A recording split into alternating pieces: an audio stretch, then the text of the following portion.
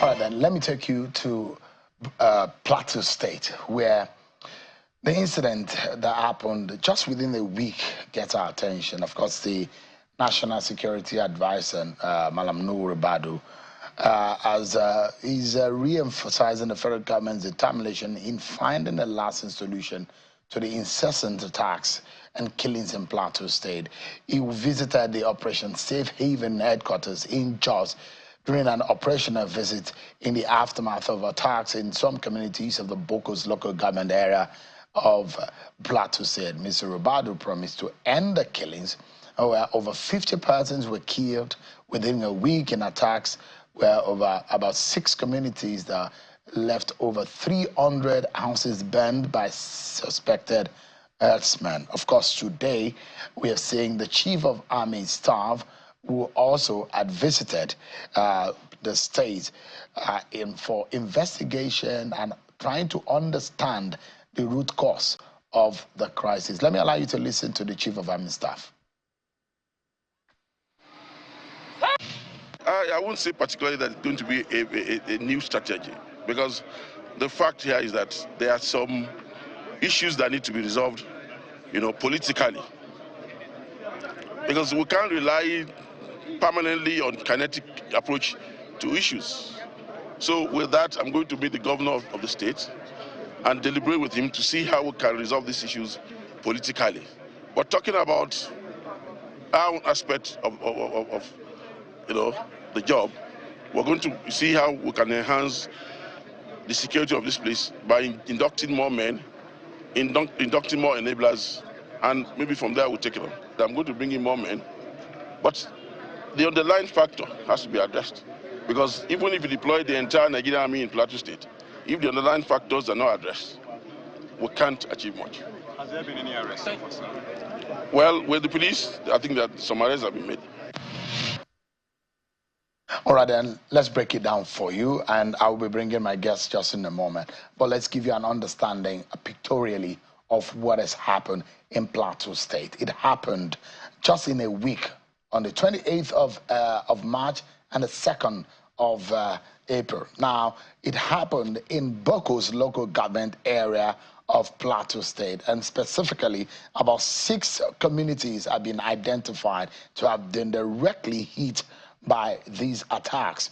Now, some of these communities include the Mongo, Tamiso, Dafo, Manguna, Herti, Rui, and Tadai. Those are the communities that are being identified to have been hit by these attackers. And when they attacked, they were burning houses, bringing down homes, and from what we understand now, these are some of the facts that are coming in.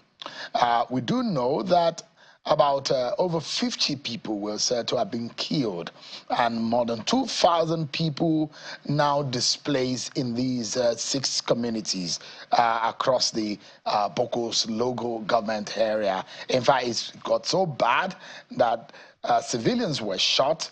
Residents' homes, including village head homes, were being burnt down by these assailants who will come in the dead of the night, kill, ransack the villages, and leave several people hospitalized, injured.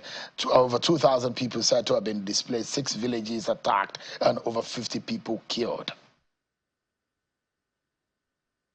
What more do we know? Let's speak now to the Chief Executive of the state, the Governor of Plateau State, Governor Caleb Muftwang, who is live for us from Jos Plateau State. Our heart goes out to the people of Plateau State, the people of Bokos local government areas, and all of these communities, and we commiserate with your state. Governor, thank you so much indeed for joining us now. Let's begin the conversation. What more do we know as of now? We're understanding that the death toll may have even risen up to 80. What are the statistics? What are the figures that we have? What more can you tell us tonight, Governor Muftwang? Well, thank you, Shehu. Thank you, Nigerians, for the outpouring of sympathy and concern over these dastardly attacks that have been visited upon the people of my state. There isn't much difference from the statistics you have. We are trying to be to refrain from being speculative at the moment. Yes, there are some corpses discovered in the bushes because people had to run away for cover. We want to plead with Nigerians to understand with us that by the end of this week, we would have taken proper stock, and if there are, we would release accurate figures as to the casualties, the deaths, the houses burned, and so on and so forth. But what I can tell Nigerians is that we have stepped up our surveillance. We have added more men to the areas, and we are deploying more assets to those areas. I want to place on record the concern of Mr. President. Even while he's out of the country, he's been calling to find out on a regular basis how we are faring. The security chiefs, like you pointed out in your broadcast, the CDS, the Chief of Army Staff, the NSA, the IG of police, today we received additional men and enable us to be able to cover the area.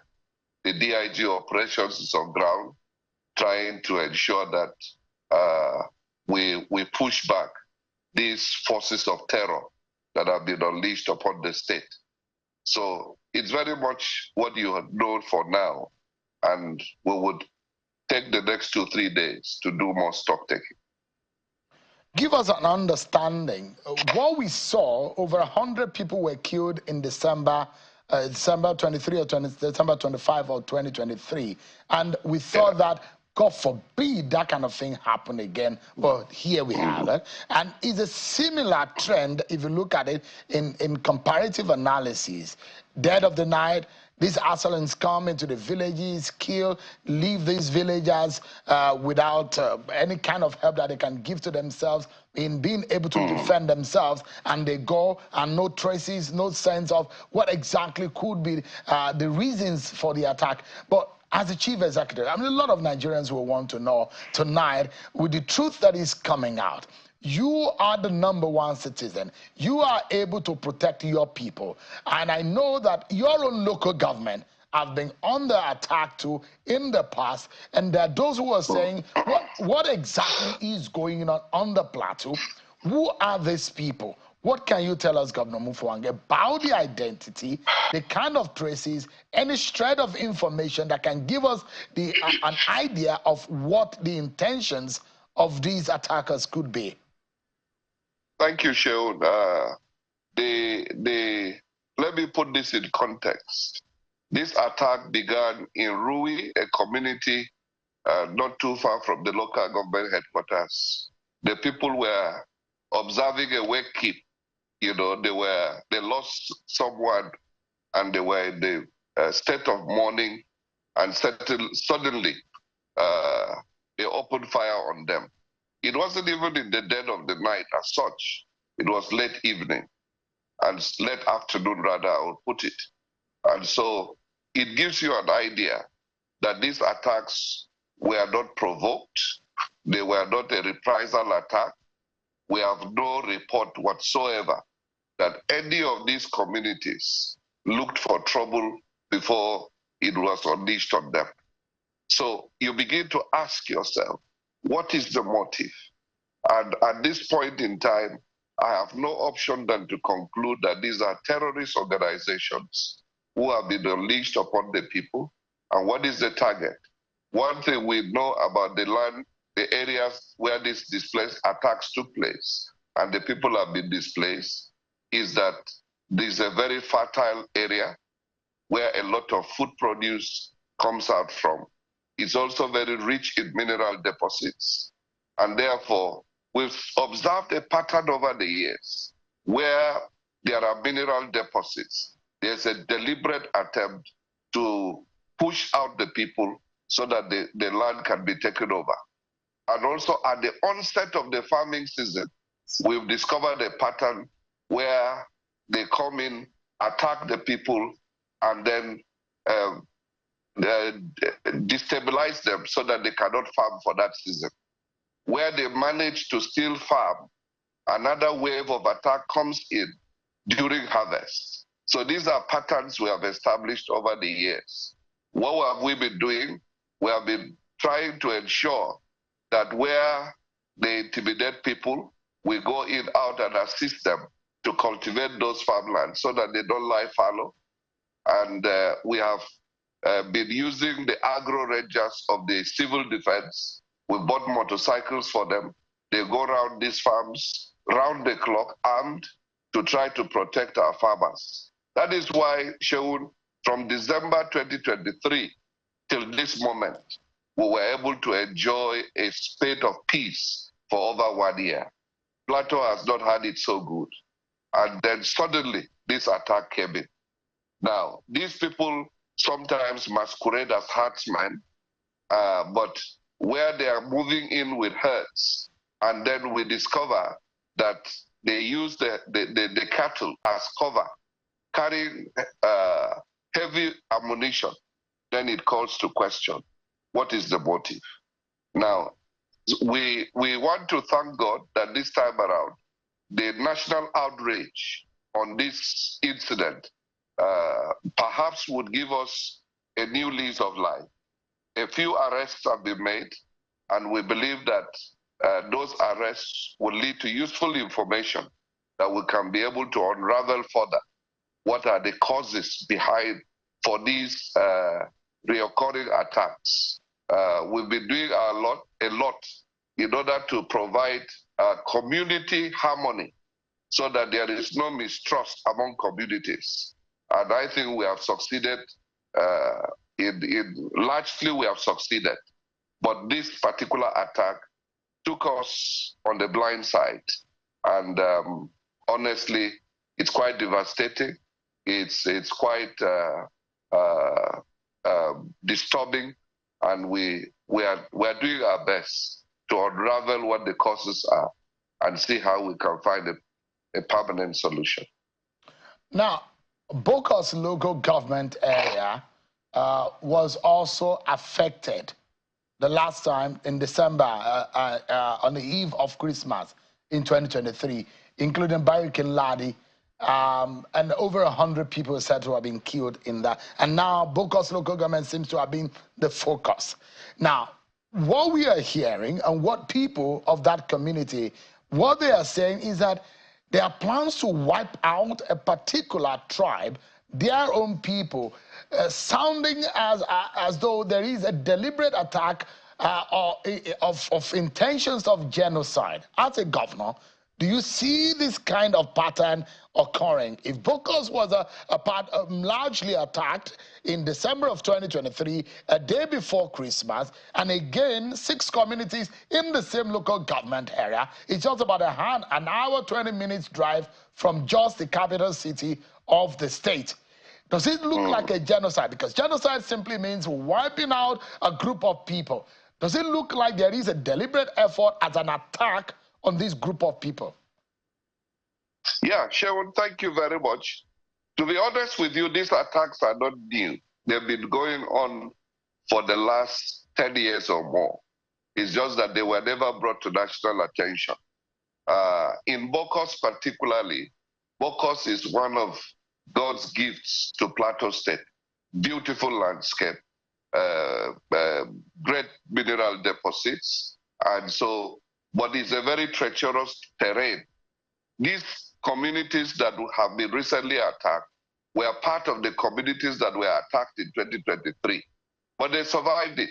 They rebuilt themselves. The Rui community that was first attacked lost about 17 people in 2023, but they bounced back to show you the resilience of the people. Now, if these kind of attacks have been going on for close to 10 years, it tells you a story that there is a deliberate, conscious attempt to clean out populations, and for what reason other than to reoccupy. As I'm talking to you, there are not less than 64 communities that have been taken over by bandits on the plateau between Bokos, Barikiladi, and Riom local governments. They have been taken over, renamed, and people are living there conveniently on lands they push people away to occupy. And these are things that we've been trying to embark on dialogue to make sure that these communities, these people return to their communities. But because of the proliferation of arms, which has become quite alarming, and I'm talking now not about small arms, it's real sophisticated arms in the hands of non-state actors, it has become more challenging for communities to be able to live in peace. So I can tell you in all honesty that I cannot find any explanation other than genocide sponsored by terrorists. The question is, who is the person, who are the persons behind the organizers of this terrorism? This is what the security agencies must help us to unravel. We must come to the point where we know the sponsors, because it is not just the work of ordinary people. This is being sponsored from somewhere.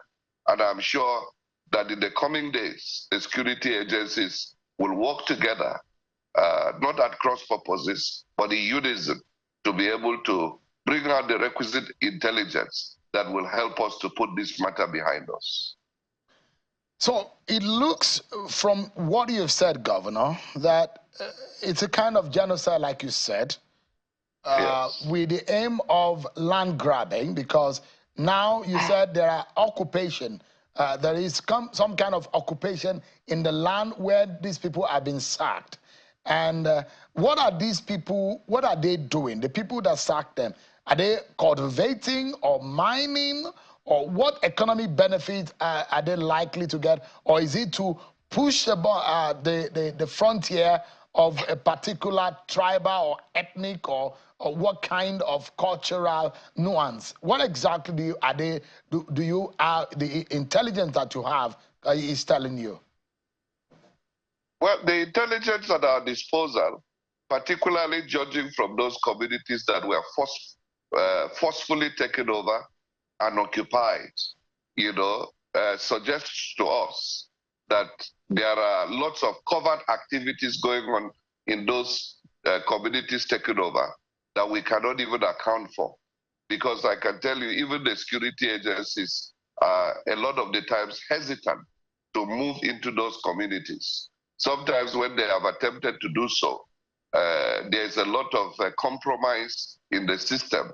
And by the time they go in, everything seems normal because their presence their coming had been leaked to those people.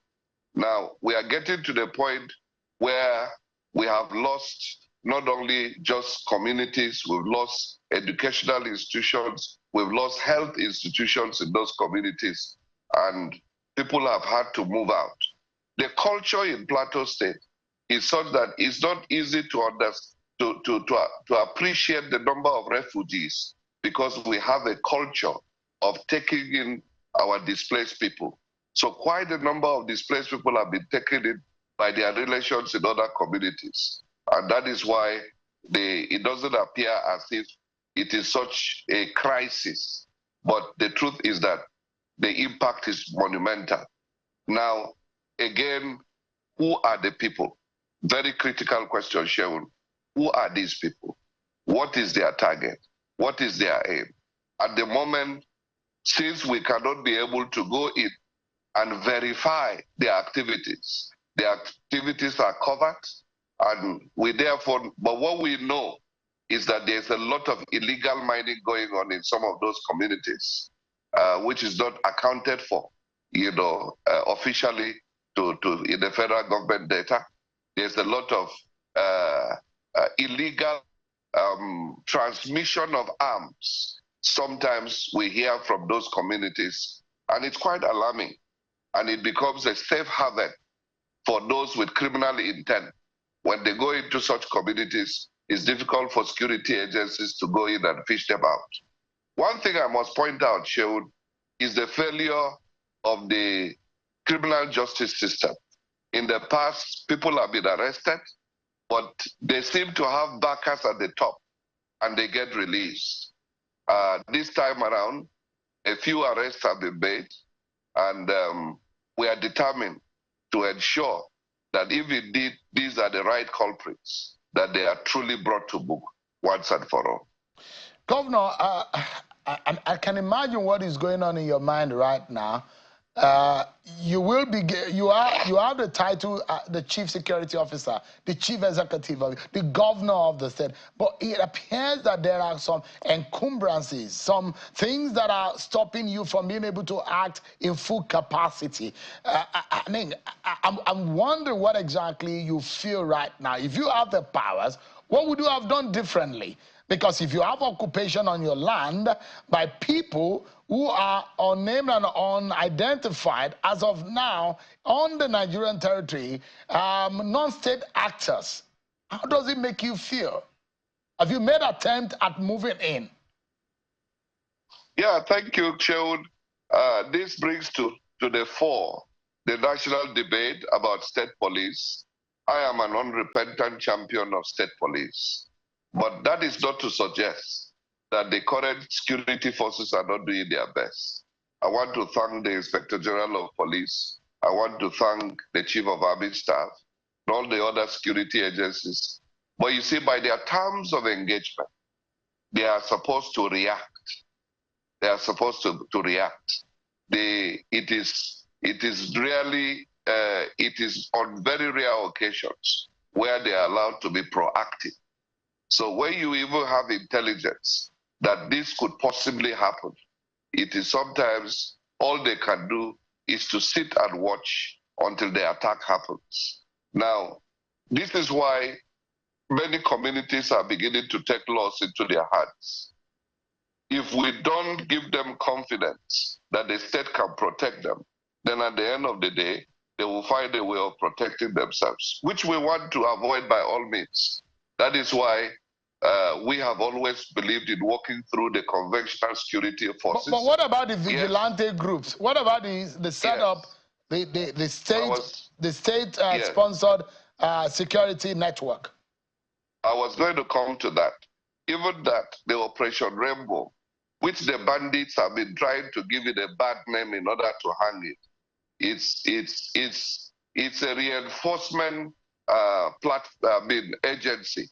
What they do is that they aid the conventional security forces. They don't operate on their own. They still have to work with the conventional security forces.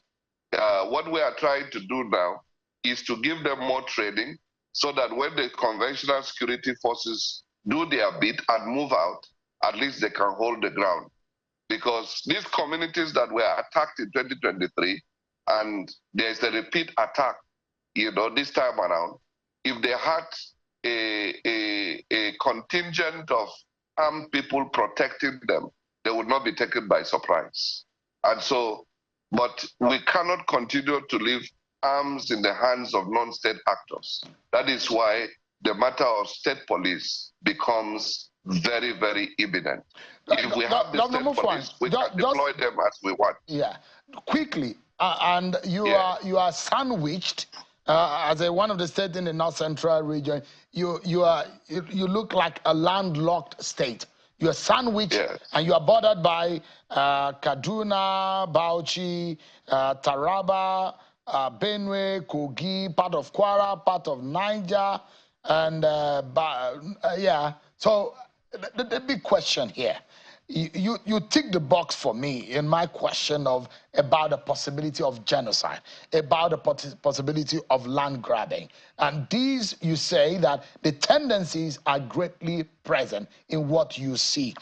And I want to know, who are these people? Because we used to think those years when attacks come like this on the plateau, the thinking is a farmer-herders conflict, and that's why they have come to for their land and all whatnot. But it does look to me that from your explanation tonight, it doesn't look like it's a farmer-herders clash.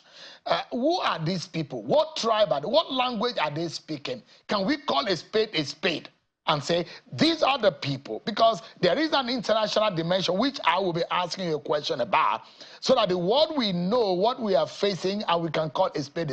Who are these people? What language do they speak? Or are they one of you in Plateau State who have become terrorists? Thank you, Sheol. Like you rightly pointed out, Plateau is landlocked, surrounded by Kaduna, Nasarawa, Bauchi. Now, a lot of these bandits crisscross from some of those states. You find that we also have boundaries with Taraba, with Gombe, and there is a cross-border banditry that takes place. Now, banditry in Nigeria has come to be associated with herdsmen, with cattle rearing. The two go together. They seem to go together. So I have not met one of those people on one, but what people who have come under their attacks have told us, that sometimes these people cannot even speak any Nigerian language. That is the truth. So there are some kind of aliens. They are non-Nigerians. Some of them are non-Nigerians, but some of them, I tell you, they migrate from the northwest, coming into places like Bauchi. They migrate into Plateau, and then they seem to have in the whole North Central. I don't think, apart from Kwara, there is any state that is really safe, so to say. They seem to have taken over most of our forests, most of our waterways, and they continue to have a field day. And so what we need to do is to come to a point. I am a very strong advocate that pastoral cattle rearing is no more beneficial to anybody, neither the cattle rearers nor even the economy of the nation. We must move from that point and begin to have alternative ways of rearing cattle that is beneficial to us as a people, as a nation. If we eliminate that possibility, then we will now know those who are inside the bushes, those who are by the waterways, what are they doing there? What is their motive? And we can be able to deal with that. Governor Muftwang, quickly. So definitely, let's be clear. These people don't speak Angas. These people don't speak Birom. These people don't speak Hausa or Fufude or Kanuri or whatnot. And because some people in your state that I've spoken to prior to this conversation tonight, in my own journalist research for this program, there seem to be some people who are aggrieved, who name tag them. They said the popular language they hear from them is something related to Kanuri and the Fulani tendencies. You know, yeah, and that is very concerning, isn't it? Yes, you know, Sheol, I don't want to be accused of ethnic profiling. People who know me know that I'm not an ethnic bigot. We have operated in this state on the basis of fairness, justice, and inclusion, and therefore we believe that everybody has the right of movement and so on and so forth. But we will not dodge away from taking responsibility that the herdsmen, the majority of herdsmen, definitely speak a definite language, which is known to all Nigerians. Now, is it possible that once in a while you find an Angas man or a Mogavul man or a Birom man involved in criminality? Yes, it is possible, because they are human beings. And I can tell you, whenever we find them involved, we deal with them squarely. There have been a few incidences where the cattle belonging to Fulanis have been rustled by some of these locals. And where we find them, we deal with them adequately. We pay compensation, even for the cattle that have been rustled, so that we maintain peace. But this has become a matter that we must take up as a nation. The situation from Borno, from Sokoto, Zamfara, it is creeping into the North Central. It has become a national menace, and we need to find a way to checkmate this. There are many, many factors that have propelled this, and one of the enablers of this terrorism has to do with mobile cattle rearing. If we are able to find a solution to that, we will be able to deal with a large chunk of the problem, and then we'll be able to identify criminals for who they really are. Are you worried, Governor Muftwang? And I'd like to ask you a direct question, perhaps, if you can just give us I mean, it's a fact, and a lot of Nigerians, without us deceiving ourselves, the kind of system that we run. Sometimes, do you feel helpless, Governor Muftwang, security-wise, being able to only handle things? I don't feel helpless. I don't think helpless is the word. I feel frustrated. Frustrated in the sense that we put in all the effort. Since I came in, we've been holding regular security meetings. We've been motivating, mobilizing the security forces. We do all that we think we should do. And then these kind of breaches take place. Then it becomes frustrating. But let me assure you that despite the frustration, I'm more determined than ever that we must find a solution to this nonsense. So one of the things that worries me, Governor, is and this also happened in the northeastern region of the country, where you have a situation where gun-bearing, armed, deadly idiots, that I'll call them, because these guys are just crazy, killing people, innocent people. They just go on motorbikes, in their trucks, and they go hours on hours. They will attack without trace. Which area, where did those witnesses, where did they say they traveled to? Which part of the borders, where did they travel? Can we just have an understanding of where? Do we have drones to be able to identify them? And they are border technology surveillance. Do we have a clue, or we are just as a country helpless that these kind of things happen without trace? We don't even know what happened. No CCTV, no trace, no technological advancement to be able to track what is happening, no shred of tracking of these people. What can you tell us about where these people went? What are the villagers saying? Where did they go to? Yeah, you know, first of all, their modus operandi is to strike with an element of surprise. So at that point in time, most of the villagers are scampering for safety, and nobody bothers to look at, okay, where did this person go to? What does his face look like? In a few instances, some of the villagers have identified one or two faces. You find that sometimes there are people who have lived in that neighborhood, but they are the gate openers to these attackers. And once they do that, they disappear from the community, and it's difficult to trace them because they are highly mobile.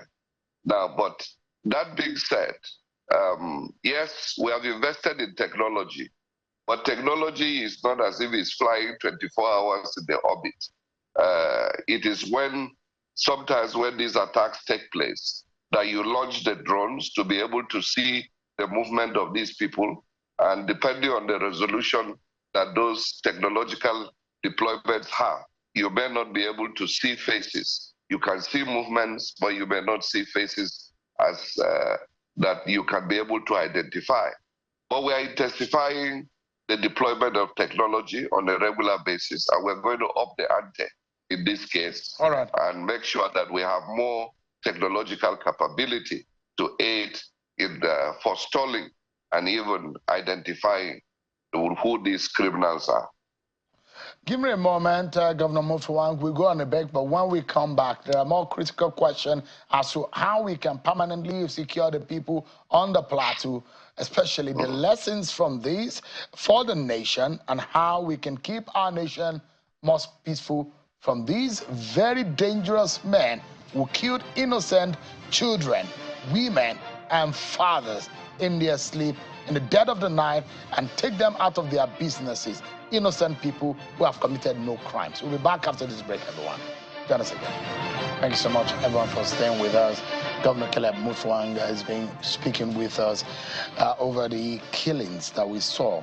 One on the 28th of April, and the other one on the of March, and the other one on the 2nd of April, which has left over 50 people killed, more people injured, and left hospitalized, and about 2,000 more people have been displaced in 6 communities of Boko's local government area of Plateau State. That local government area, it's about an hour to 30 minutes or thereabout drive from Jos, the Plateau State capital, where the governor has been speaking with us tonight. Governor Muftwang, my big question to you tonight is that how do you hope to take advantage, tilling the land and ensuring that you take ownership? Because if they came for the land, And if the land is already occupied and is being in active production, this could be a deterrent to them, because if they came for the benefit from the land and they are not able to occupy or get it, are you thinking about actively engaging in what could have been the target of these assailants? Yeah, you know, the challenge shown is that when I hear people say that this is farmers herders clash or is indigenous settler problem, I I I respect such experts, but I think their knowledge is stale, because these things evolve, these things are dynamic. At the moment, what we're dealing has nothing to do with farmers herders clash or indigenous settler issues. What we're dealing with is pure criminality, it is genocide, it is terrorism. Now, if you know that Sheun has a problem with me, I can sit down with Sheun and say, let's talk. But where you do not know the person you're dealing with is faceless and he attacks and runs away, who do you discuss with? These are the questions. So it becomes quite problematic when people are talking about non-kinetic solutions. We're dealing with trying to create an enabling environment for everybody to feel free, that you have a right of entitlement. And the beauty of Plateau State is that wherever you settle and you need a piece of land to farm, the community is willing and ready to give you land to farm, as long as you respect their customs and their norms. So anybody who is coming for peace shouldn't have problems whatsoever. I can say that for every community on the plateau. I grew up here and I know the tendencies of my people. Now, but what we are dealing with now is that it seems that there are more external forces that are trying to destabilize Plateau State. And let me say this and sound it clear, that there are even some irresponsible politicians who try to take advantage of these kind of situations to insinuate that it is failure, perhaps on the part of government. You know, this has been a recurring decimal. I'm not sure there's any governor who has ruled Plateau that has not had to deal with it, but our approaches are different. Now, everybody here on the Plateau knows the efforts we have made to maintain peace since the December episode, and we have succeeded largely. Confidence is returning to the state. People are coming in their numbers. Sometimes you come into Plateau State at the weekends, you can hardly find a hotel to sleep because our room occupation rate has shot up. Now, people have a vested interest in trying to make sure that Plateau is demarcated so that we don't occupy our place in the scheme of things nationally. But I can tell you that Plateau people are more determined, more resilient than they think. That we are friendly, we are willing to dialogue any day, any time with any aggrieved person. We are ready to listen to anybody who has grievances and address them. But we need to know the person. We need to know the grievances. If we do, everybody knows that we are always eager to be able to have that conversation and a handshake across tables. But the frustration is that we are dealing with faceless people, sponsored by faceless people, who are yet to be revealed by the security agencies. Have you asked yourself, Sherwood, the kind of monies that are exchanging hands for ransom in kidnapping? When you catch some of the kidnappers, you cannot identify them with the kind of monies that they collected. There is nowhere they could have kept those monies, except that they remitted them to some people who are more powerful than they are. We need to go beyond that. And the security agencies need to help us to Governor know Muftwang, who are the sponsors of this crisis. You were a local government chairman. So when it comes to local politics, understanding the local people, you do understand. And now you are a governor. Now, the question here is, the president has called you. And in speaking with you, what did you ask him? What specifically would you say is the solution that you are seeking? Yeah, I did speak with the president. He called, actually he called. And I was quite quite encouraged by his call. He has never hidden the fact that he wants to put these ugly episodes behind him. And he has given us all the support. Of course, the president will be asking me, what else can we do? And at the moment, we have to look at it both in phases. What can we do in the immediate? And the immediate is to be able to reinforce our deployments in a more strategic manner. We need more boots on the ground because you know that we have very large borders. And Bokos particularly has a very treacherous terrain where access to some of these communities are not fantastic. One of the things we have resolved is to aggressively embark on opening up the rural space so that there will be better ease of movement. We are also thinking we'll need to talk with the telecom operators to see how we can be able to deploy more telecommunication facilities there, because ordinarily they wouldn't go to such places because it has no commercial value. But I think we have to take responsibility as government to see how we can facilitate communication in some of those areas. Going beyond that, we need to also reconscientize the communities. They are not going to give up. They are not going to give up their lands. They are not going to run away. And so if they must go back and live in their communities, the rules of engagement have to change. And therefore, we'll be asking Mr. President to accelerate the process of state police and make sure that all that is needed to be able to ensure the takeoff of state police is facilitated. Because I'm wondering, your definition of state police, you say you are worried about putting arms and ammunition in the hands of the vigilantes. On the other hand, you want state police. What is your definition of state police, and how will it help in this kind of situation?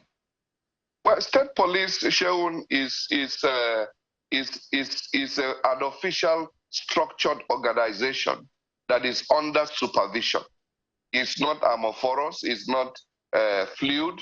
Now, sometimes these vigilantes who are volunteers, you cannot fully control them. But where you have a state police, is a structured system that you know is accountable.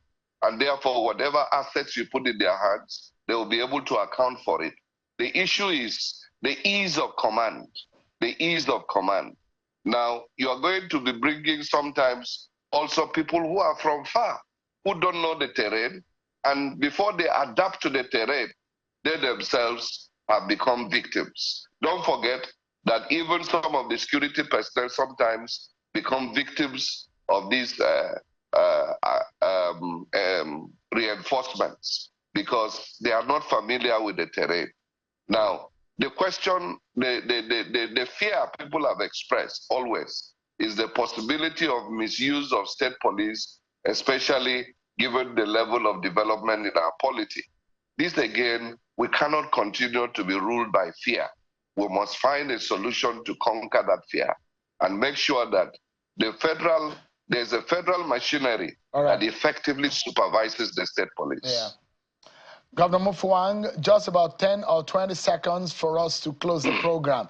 If I have the powers right now to give you a superpower in protecting the people of Plateau State, what kind of power would you speak to if you have the opportunity to decipher or ask for one superpower to protect, which perhaps may not be your power as a governor right now? What would it be that you think you need to be able to protect your people effectively? Just in 10 seconds for us to close. Thank you. All we ask is that the security agencies who have been charged with responsibility to protect lives and property continue to work with us. Let's intensify our intelligence gathering machinery. And when we do, let's be patriotic enough to deal with it expeditiously. And when people are caught, let's also be patriotic enough to bring them to book and make sure we make a lesson with them. All I ask is that the president will continue to empower our hands, strengthen our hands to be able to mobilize all the assets at our disposal to ensure that lives are protected. Governor Caleb Muftwang, a very difficult job at this time. You have the responsibility to protect your people. They are looking up to you, and I pray for God's strength to be able to do that. And you need the courage to stand up to these bullies and these deadly people. Thank you so much indeed for your time tonight. I appreciate your time. Thank you, Sheon. Thank you very much, Channels TV. And thank you, Nigerians. We appreciate your prayers, and we are committed to this noble objective. Thank you. God bless. That's our show for tonight, everyone. Many thanks for watching. I'm Sean Kimale. God bless you.